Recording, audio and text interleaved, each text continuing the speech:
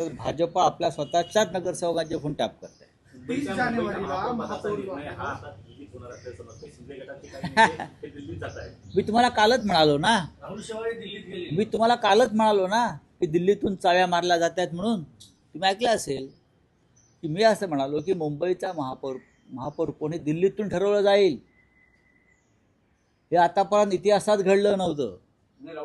म्हणजे दिल्लीचा मुंबईचा महापौर ठरवण्यासाठी शिंदे गटाच्या नेत्यांना किंवा पुढाऱ्यांना जाऊन अमित शहांच्या पायाशी बसावं लागतं. हे मी वारंवार सांगतो. महापौर मुंबईचा आहे, महाराष्ट्राचा आहे, आणि शिंदे आणि त्यांच्या लोकांना दिल्लीत चक्रा माराव्या लागत आहेत. हाच महाराष्ट्राचा अपमान आहे. नाही राऊत, दिल्लीऐवजी आता बदल आंतरराष्ट्रीय स्तरावर गेले. दावोसमध्ये सुरू आहे.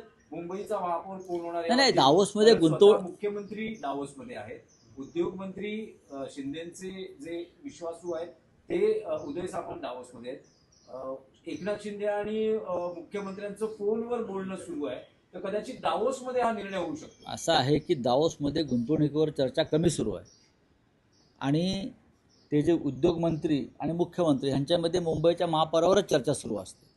त्याच्यामुळे ह्या वेळेला मुंबईत महाराष्ट्रात गुंतवणूक कमी येणार आहे. कागदावरती असली तरी कमी येणार आहे, कारण सगळ्यांची गुंतवणूक ही मुंबई महानगरपालिकेच्या महापौर पदाच्या संदर्भात होते.